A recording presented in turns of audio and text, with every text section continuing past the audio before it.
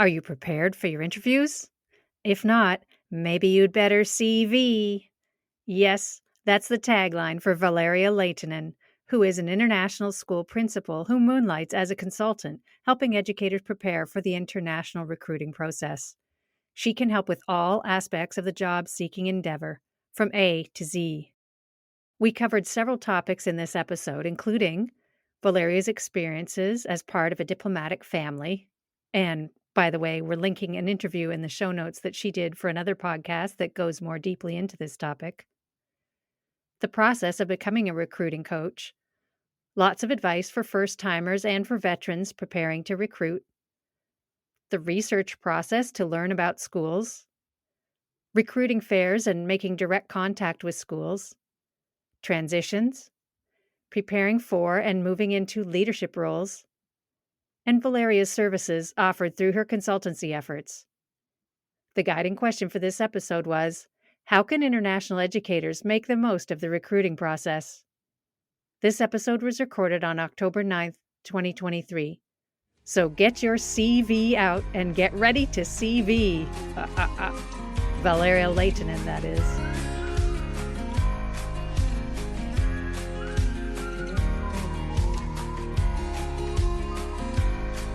Hello, Valeria. We are super excited to have you come in, one with your State Department background and the other with your role as a consultancy coach for people recruiting and from where you are in the world. So where in the world are you? Hello, David. Hello, Audrey. I am currently in Yerevan, Armenia. Cool. Super cool.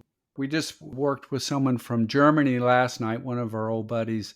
So it's great to be in that part of the world again, just a couple days later. Now, we start our shows with going global stories, and they can connect to whatever the topic is, or they can be anything. So, do you have a going global story for us? I do.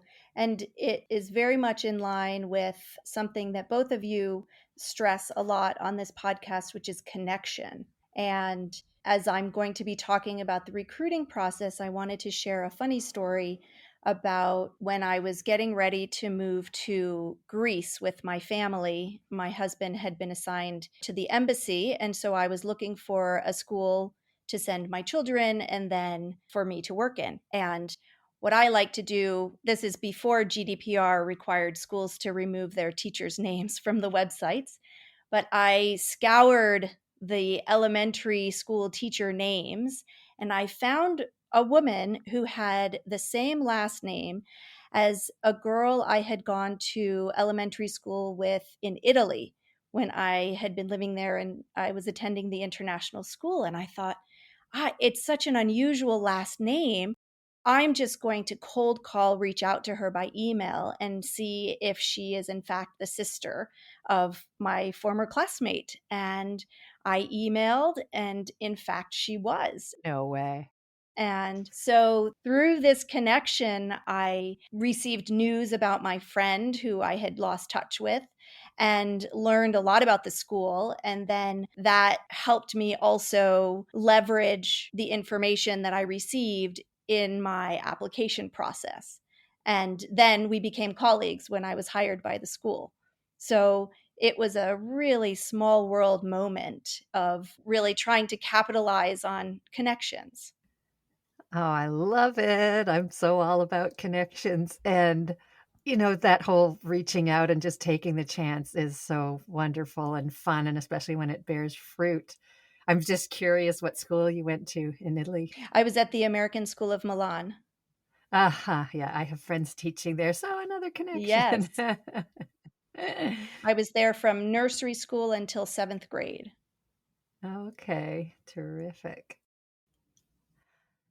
I'm so glad you brought that up about all the stories that people have, because David and I have tried to assemble some of those so interesting and often hilarious stories that people have to give people who haven't been overseas a sense of what it might be like, and also just to share, because the number of times I've gone to a gathering of international teachers and you just hear these awesome stories. So we have a YouTube channel, and I would like to encourage everybody out there to send us some video, just a minute or two, about one of those party stories that we've all told. So, what do you think, Valeria? You think you might be willing to do a story for us for our YouTube channel?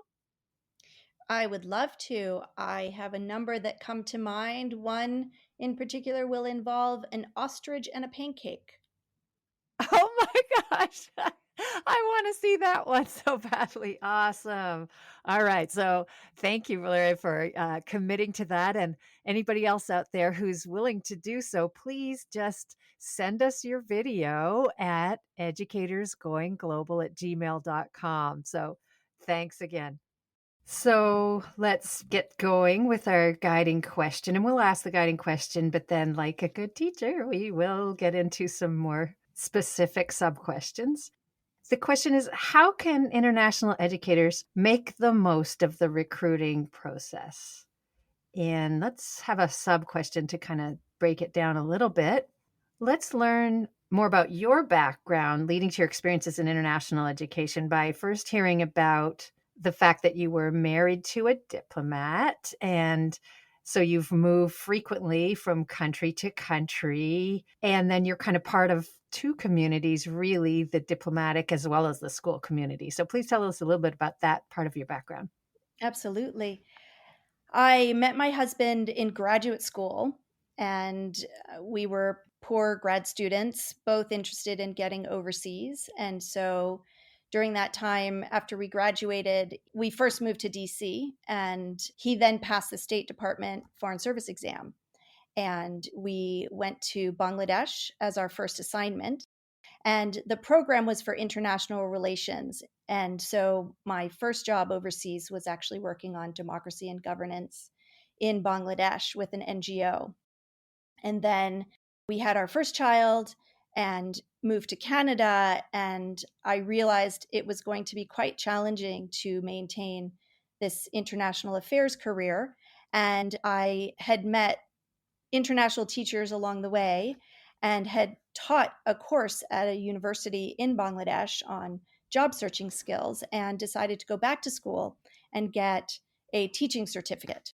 And so while we were in Canada, I completed the George Mason program. It used to be called Fast Train, and it was originally created for foreign service spouses who would need some form of employment overseas. And then it's since opened up to Peace Corps, and now anyone can apply to the program. And it's been renamed, and it has quite a long acronym, which I don't remember now, but it was a really great 18-month program that allowed me to then, when we moved to Slovakia, get my first teaching job.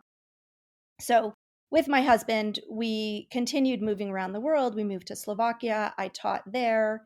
And then we moved back to the US. And I was fortunate to get a job at a public school that was part of a University of Virginia study on responsive classroom and how responsive classroom might affect and improve test scores by building this classroom community. And so I received all of this free training, which was amazing.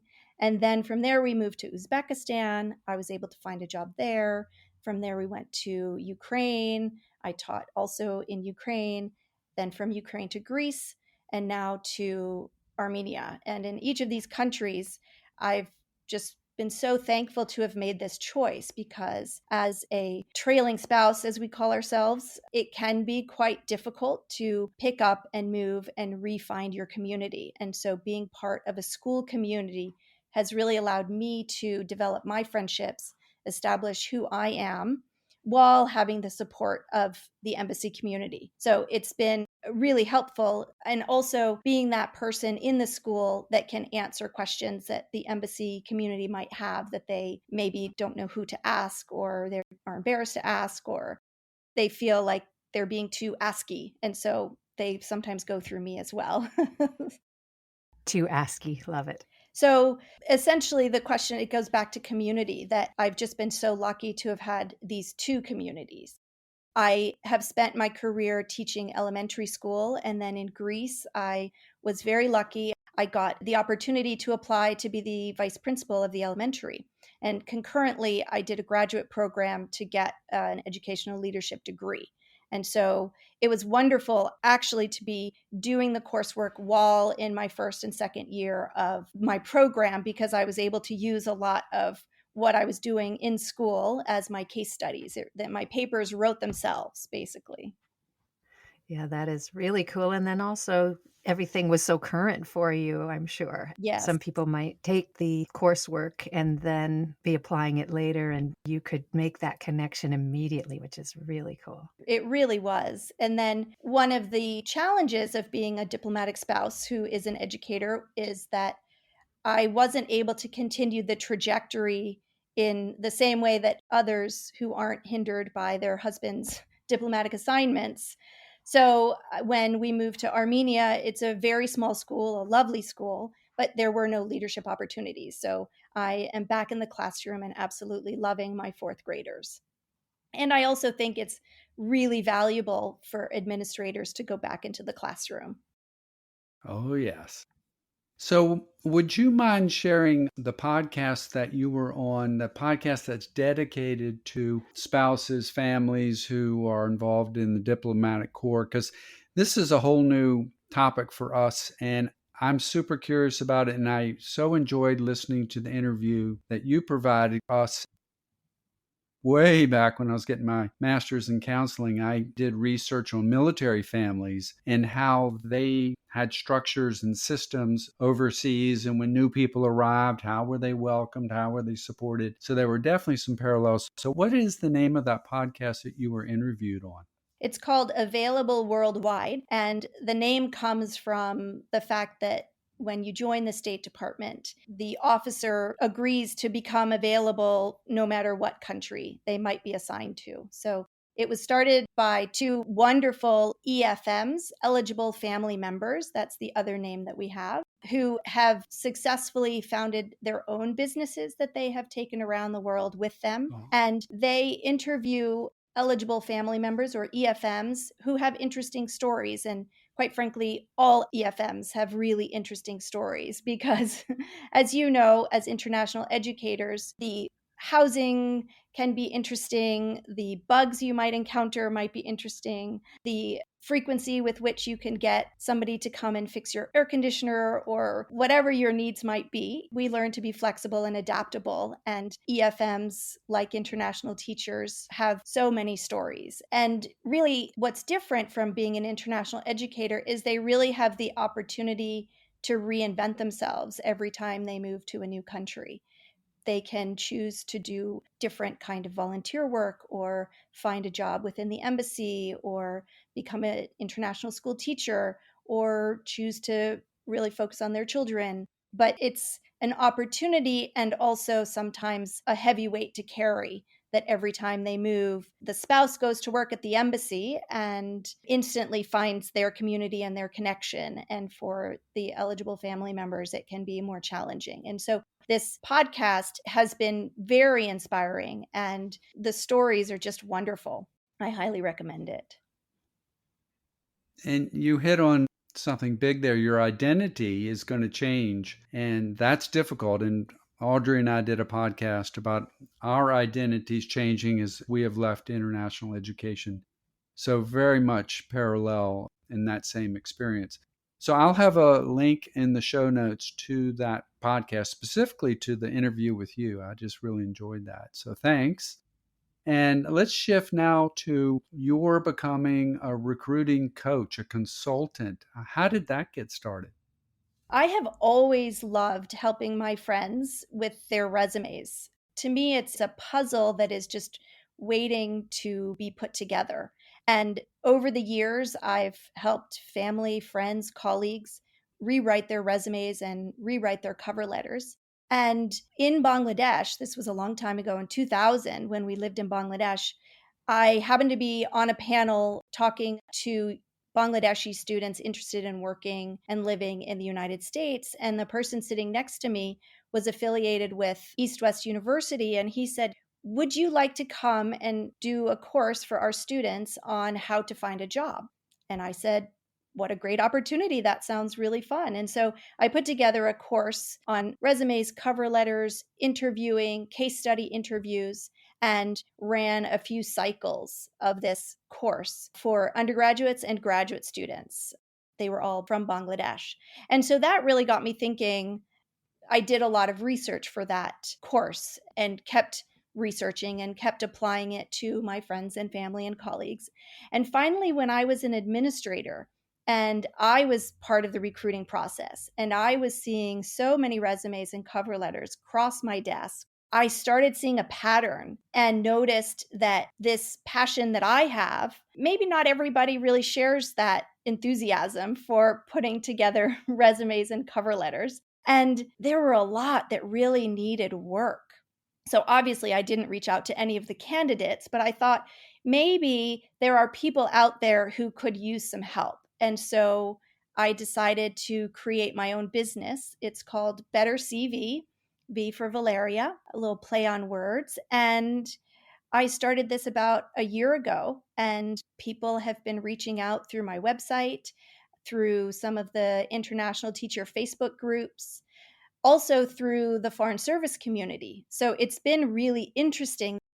I know a lot about international education and recruiting for international education, and I understand the Foreign Service life. So I'm helping Foreign Service spouses, Foreign Service officers, and through the friends and family that I've helped along the way, I've helped a university professor who is trying to get tenure this year. I've helped a human rights lawyer with her next steps. So I've cast a wide net and have really enjoyed every person that I have encountered. And it's a really fun process because I set up calls with them and I just ask them about their jobs. And through the conversations, I craft the language with them. So they're confirming along the way, yes, I did do that. And so my questions really dig a little bit into their skills and their accomplishments and their responsibilities. So it's fun. It's time consuming with them. They have to commit an hour to 2 hours of a call with me, but the final product really shines. And that's huge, just helping them with their self awareness. So often in life, we go through our work identities, our parent identities, whatever they may be, and we don't get feedback unless we mess up, right? And there are things that we can do really well, and other people take it in stride, and we don't know it. And so that's such a great service to have that conversation and help individuals kind of percolate those realizations about their character strengths, their dispositions, their skills. So good on you. The other part that's important about this, as you're saying, it's that self awareness. I don't write people's resumes for them, and I don't write their cover letters. I help them work on what they've started, their drafts. And I think that's also a really important point to make. And I know there are services, you can Google them and find them and give some of your information, and they'll just churn it out for you. But I don't like working that way. Well, and something that we talked about with Jacqueline Millay, who's also working in a similar vein to what you're doing, is that a resume and a cover letter as well for international teaching specifically can be very different from a resume for, say, teaching in your home country, because in an international school, they're looking for some different things, such as what can this person offer beyond the classroom, and what kind of person is this, and how well will they fit in with our community and our values and so on. So I'm sure that you are providing a lot of that specific help as well when someone is crafting a resume for international education. So let's maybe get into some specific advice that you give when you're helping with recruiting and people starting in the summer or even earlier, ramping up to recruit as newbie international educators for the first time. What to-dos must be on their preparation list from your perspective? Similar to the Foreign Service, where officers need to be available worldwide, it's very important for teachers that are new to international education to realize that schools exist worldwide and not just in Europe. I think there are a lot of people who maybe start out and they just want to go to Europe. And it's going to be very difficult to get those positions. And frankly, they might not even be the most interesting ones. So that's the first thing, is really understanding and being open to working in any number of countries outside of Europe. Another thing that is really important is to fully understand the fact that international schools is a very broad category. And within that, there are a variety of curricula. It might be the British curriculum, the IB curriculum, the Aero standards. There might be some sort of hybrid. They might follow an Australian curriculum. So, understanding what those different curricula are and understanding where their skills might fit within those curricula is going to be critical. It would be important for them to join some of the recruiting companies, Search or ISS or Schroll, because those companies have access to a lot of schools and they can help you and guide you. Now, again, as a Foreign Service spouse, I've never used the recruiting companies because I go to a specific country. So I have less experience with that, but many friends and colleagues have used the recruiting firms and they've used them with great success, and less so sometimes. So understanding that as well, that going through one of these recruiting firms is not a done deal, that there is a lot of homework that they're going to have to do as well. I think that researching specific schools as they're doing their research and they're understanding about the curricula and they're maybe interested in particular countries, to really dig in a little bit more deeply into the schools in that country or those countries. I think also that they should have a very clear sense of their own teaching philosophy and what it is that they bring to the table, because that might not be asked in the initial round of submitting paperwork, but eventually it will. And they're going to want to understand who they are as educators. Now, for new educators, that's something that they might have put together in their teaching courses. And so as they gain experience, they're going to want to revisit that and revise it. And then also, new teachers might not know that you often have to submit your documents, your diplomas and certificates to international schools apostilled, which is the international notarization system. So making sure that they know where those documents are in case they are required to apostille them is going to be really important. Could you explain a little bit more? About the Yes, apostille. yes. Well, if you're an American and you have graduated from a US university, then the Secretary of State's office in the state in which the document was issued will issue the apostille. So it's interesting in all of your years overseas that you haven't been in countries that have required this. I have had to provide the apostille in at least 3 countries. And if not me, I know my colleagues, sometimes I get a diplomatic exception. But in Greece, for example, I didn't. And so I had to track down all of my college and graduate school diplomas and my teaching certificate and send them back to the state in which they were issued for this international notarization that's called an apostille. The paper chase that you have to do. I remember leaving one country and they just gave me this huge folder of all the documents that had all the stamps all over it and all the paper. So much of what you're saying there applies to veterans as well. But the world of international schools has changed a lot, clearly, in the last few years. What advice do you have for someone who's maybe been to their first post, their second post, now they're looking to their third post? How would you advise them? So by that time, the international educator has a good idea of the different kinds of curricula that the international schools have. And so at that point, there may be finding a preference. Maybe they prefer to teach in an IB school. Maybe they prefer a more American curriculum or British curriculum. And so a veteran teacher might be looking more specifically for curriculum rather than country. A third tour, second tour international educator also has started meeting people, and those colleagues have moved to new countries.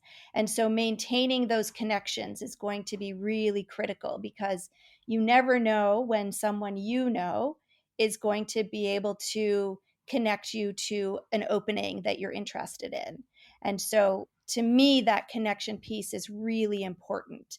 So maintaining good relations, obviously, while you're working together with all of your colleagues, and then picking those who you really enjoy and or whose star might be rising and you want to keep track of. And so connecting with them on LinkedIn or just maintaining an email communication with them, I think will become important as you continue, maybe not for the next job, but the one after that. Or maybe you'll meet them again. And the meeting again, I think, is also part of making sure that you have a collegial relationship with all of your colleagues, because again, you never know who you're going to encounter 2, 3 more schools down the line.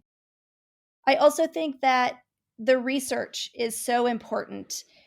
A few podcasts ago, you had a director who really emphasized the importance of researching a school with great depth, even just for the cover letter, because being able to communicate using your cover letter that you understand the mission and vision of the school and that your skills and expertise really align with that school is important. And then obviously going into greater depth if you are fortunate to get an interview as well. And that's one of the things that I noticed when I was interviewing as an administrator. The number of people that hadn't even looked at the website. From our questioning, it was obvious.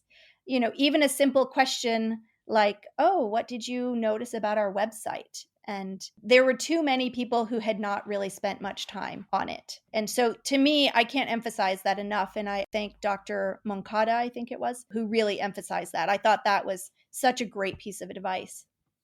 Yeah, definitely. We do talk a lot about research, and it's so nice nowadays compared to when David and I started out and there was no internet. And I remember we were handed an ISS book and there was some information in there, but it's not the same. So I appreciate that tip.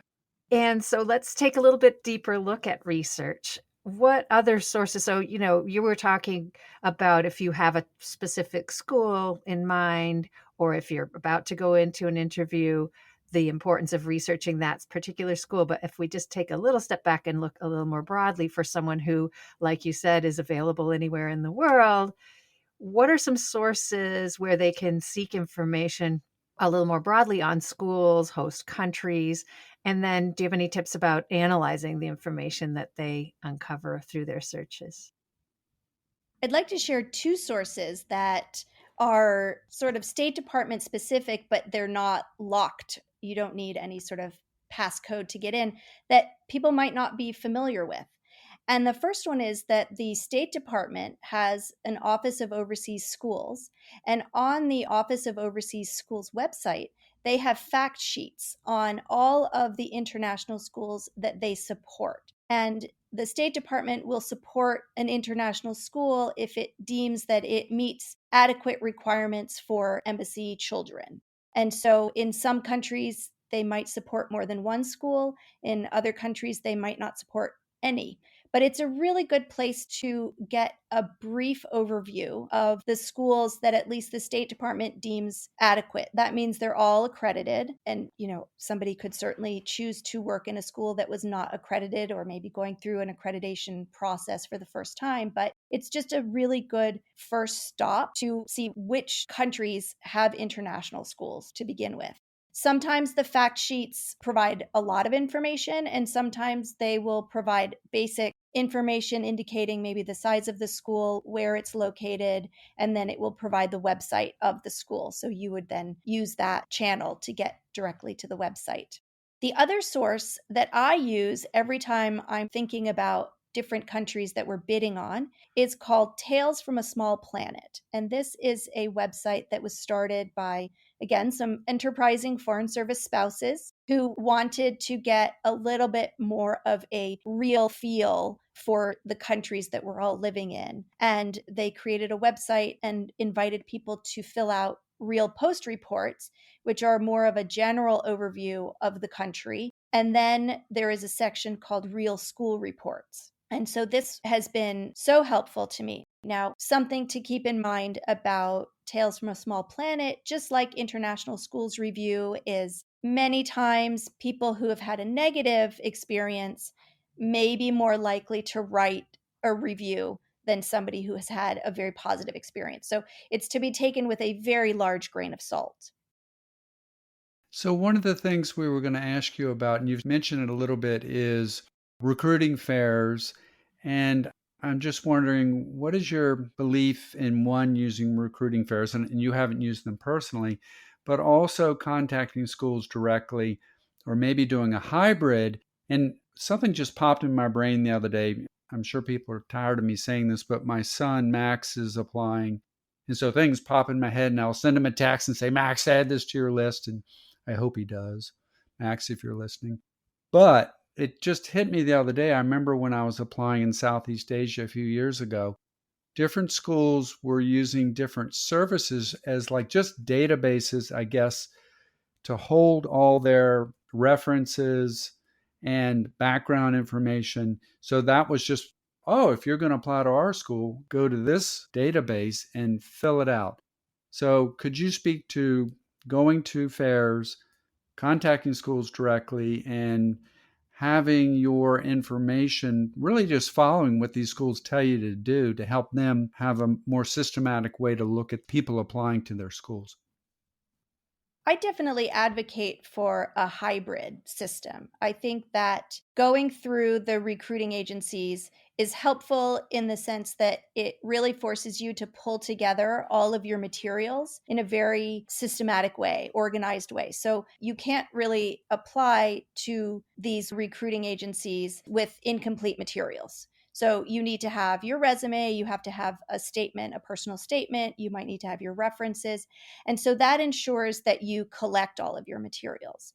It also means that somebody is trying to connect you with schools. But I wouldn't rely exclusively on the recruiting firms. I would also recommend that if there are certain schools that you are particularly interested in, to apply directly. But as you said, if the school says, please only use this firm or that firm, then I think that you need to honor that. I think, though, this is where having connections really helps, not necessarily sending your resume directly to the people that you know at the schools, but just connecting with them to get a sense of how is the recruiting process going? What have you heard? What do you think if I send my resume directly? Or can I use your name in my cover letter? So I think doing a mix of both is important. The recruiting fairs, I think, are valuable if you're in the region and you're allowed to take the time off and you have the energy to go to them. Again, I've never been to a fair, but my understanding from my friends and colleagues who've been, what a great opportunity to put a name to a face, both for you and for the recruiter, and for them to really see who you are, because everybody looks the same on paper, really. But if you have that opportunity to go and sit in front of them, I think that is a real advantage as well. So I think taking advantage of all of these methods for recruiting will really be the most successful approach. I agree. And I think a lot of the people doing the recruiting would echo that. They also feel that they get a better sense of the person when they meet them in person versus online. And that all those moments in between interviews also can be important. You know, the elevator ride and the meeting downstairs for the after party or whatever you want to call it can be moments as well. So I think that the in person ones are really helpful as well. It's great to have a multi pronged approach, as you said. And it's also important to recognize that the recruiters have taken the time to go to the fairs. And so they want the best possible outcome as well. Mm, And that makes that connection in person so much stronger and more valuable. that's true. Good point. So clearly, you have gone through quite a number of transitions yourself, and then colleagues, and working with people doing cover letters and resumes and applying has given you an insight into their transitions.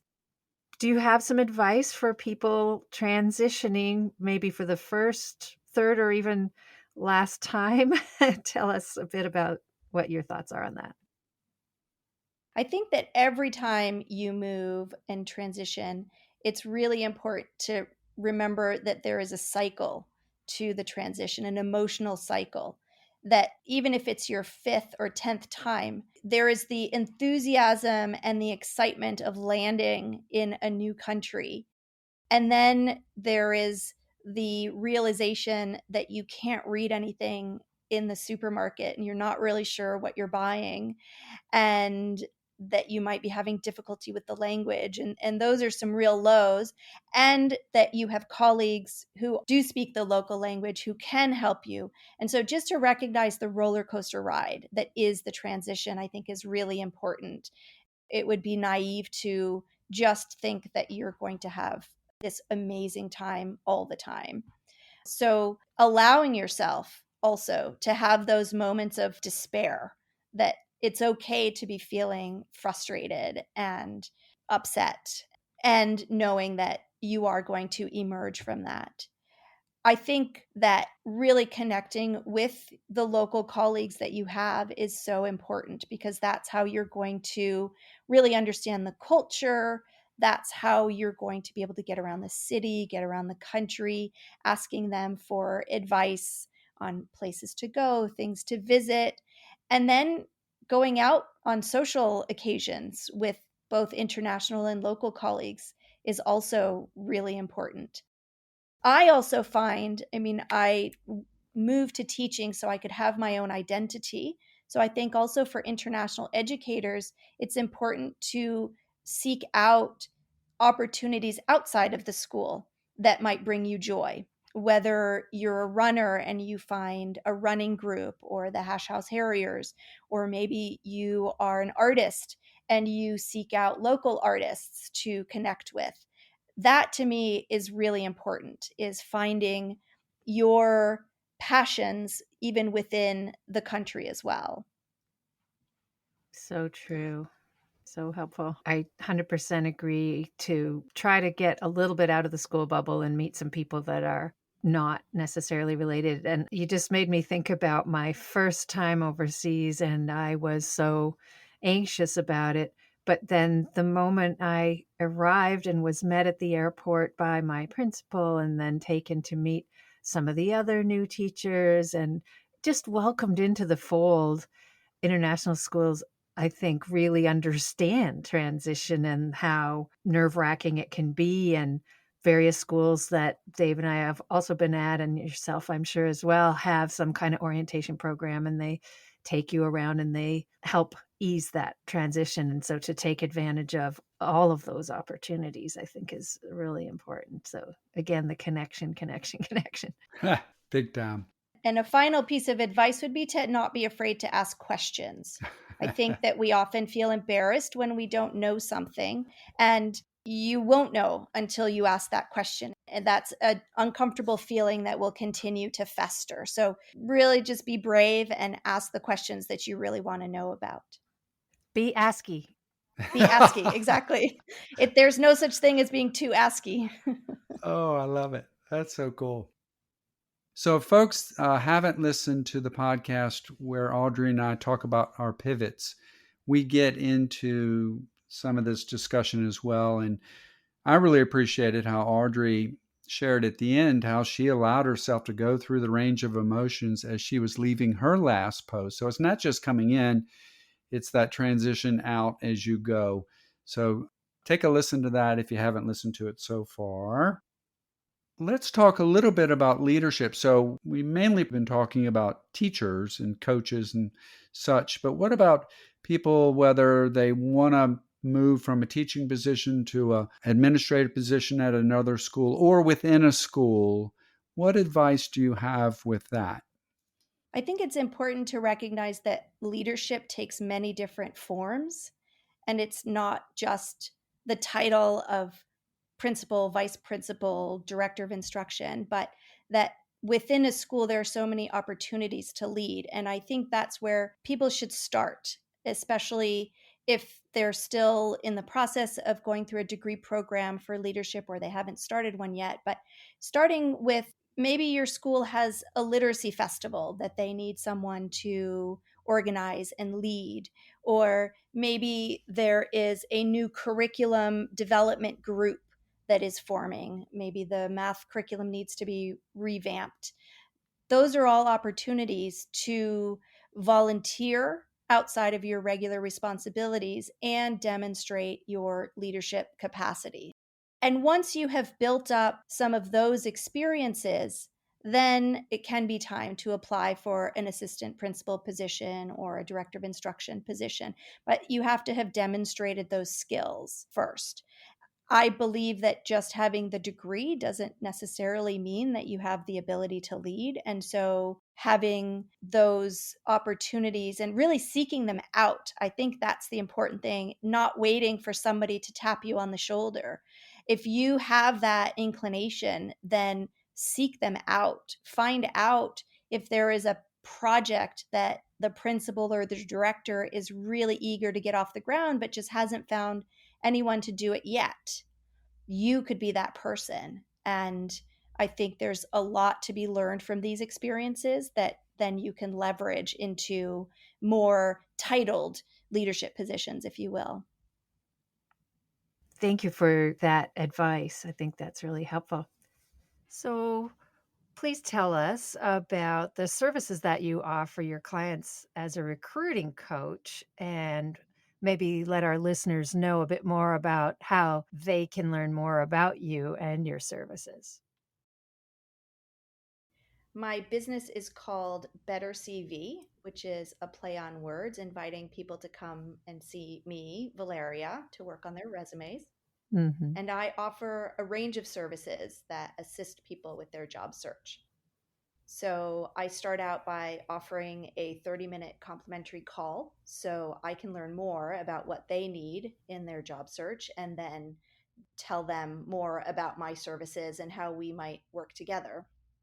And then from there, they can choose from a range of services. The most basic yet fundamental package is the resume review and revision. And so we might spend 1 to 2 hours together looking over the resume where I'm asking quite deep questions about their experiences so that we can really hone and sharpen the bullet points on the resume. Then from there, we can add on cover letter services where we do the same. I invite them to tell me their stories so that we can create a really sharp cover letter. I also offer ongoing coaching services for interviewing. I offer access to my contacts and also LinkedIn profiles, which are becoming more and more important. So I offer this whole range and clients can choose from them. So once we've decided to work together, I kind of stick with them until we're done, which can take 1 hour, it can take 2, 3 hours, and really get to know them. And that's been also a really fun part of starting this business.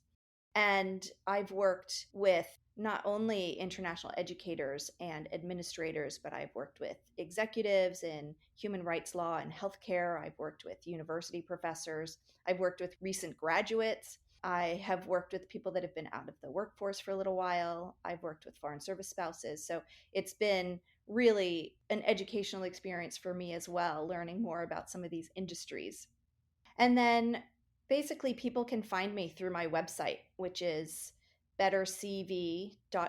So the word better, the word C, SEE, and then the first letter of my first name, V. And I'm available also on LinkedIn and Facebook as Valeria Laitinen.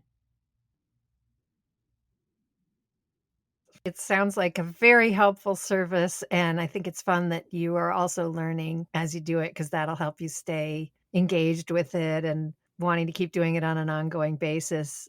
And I really do think that it's worth the money because you can help people's resume go into the, at least maybe in potentially yes pile, but as far as getting that first foot in the door, which is huge. So keep it up, and thank you so much. Thank you. Can you speak a little bit more about LinkedIn and just the networking? Is that an arena where you're seeing more connections being made between schools and potential hires? It is. in education and in so many fields, because it gives you the opportunity to do a search and find people in different countries or specifically in different schools. And then you can decide if you want to directly reach out to them. What I like about LinkedIn is you can see if you have any mutual connections with that person. And if you do, that's definitely something to capitalize on and write to the person and say, "Oh, I'm a friend of so and so's, and I'd really love to connect and have a conversation." And so it is becoming more and more used. And I think because of that, it's important for people to start building their LinkedIn connections, the number of connections. They should really use this as a platform to make those connections that we talked about earlier. If you have colleagues that you worked with 2, 3 schools ago, reach out, see if they're on LinkedIn. And then when you connect with them, you're automatically able to see all of their connections as well. And so it really expands your network and the ability to find those schools and people in those schools that you're interested in working with. Valeria, this has been so lovely. You've shared so much information. And like I said, I had so much fun listening to you being interviewed. And like I said, that's going to be in the show notes. Do you have, as we kind of finish things up here, is there anything else you'd like to share? Yes. Thank you so much, David and Audrey. I love listening to your podcast, and you're really providing such a valuable service to the whole international educator community. And so I appreciate you and I appreciate your podcast. And I appreciate being invited, because what I'd like to share is how much I have enjoyed this lifestyle that I'm in. I have met so many amazing people in so many different countries. And in addition, it has allowed my family to have a smoother transition from place to place because of my role as an international educator. When we were posted to Ukraine, my husband had a 3-year assignment, and then he chose to take a 1-year assignment in Pakistan. And at the time, families weren't allowed. But because I was working at the school, I was able to stay in Ukraine, and my kids were able to stay in the school that they were in, that we were all in. I was teaching and they were attending. And so rather than have to move to the US for a year, which many foreign service families have to do, we were allowed to stay 1 more year in Ukraine. So we got an unprecedented 4 years in one country as a foreign service family. And then again in Greece, I was able to leverage my teaching to do the same thing for my family. After 3 years, my husband was done with his assignment. He was assigned to Yerevan, Armenia. So he left, and I stayed 1 more year teaching at the school so my son could graduate. And that was a real gift to my son, who was able to complete, again, 4 years in one school. So he was lucky. He had 2 4-year stints. And for foreign service families, that's really unheard of. And he is so thankful and so grateful to have been able to go from 9th grade to 12th grade in the same school. And it wouldn't have worked had I not been with the school. And the school was able to support me in that last year with housing and some of the other benefits that I needed in order to survive on my own with my son. But it's really given me such a rich life. I think being a foreign service spouse is wonderful and very enriching. And I've been able to make it even better through my teaching. That is so cool. And it gets back to the flexibility and adaptability that comes with this personal growth that we all take in as we go through this lifestyle.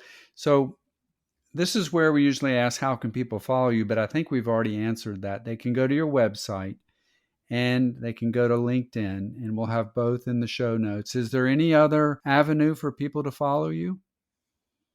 I would say those are the two main places that I would look. So I invite people to check out my website. My email is on my website. You can connect with me directly from the website and also on LinkedIn. Valeria, this has been so much fun, and I bet offline we can talk about all of our mutual connections, because it sounds like you're into the whole connection thing to the degree that I am, which is fabulous. So thank you so much for all your insights. And we think that the kind of service that you and also Jacqueline are offering is just so helpful for people. So thank you so much for sharing about it. Thank you so much for having me. And best wishes as you head back to Virginia and get to enjoy all the sights and sounds of Washington, D.C. I'm jealous.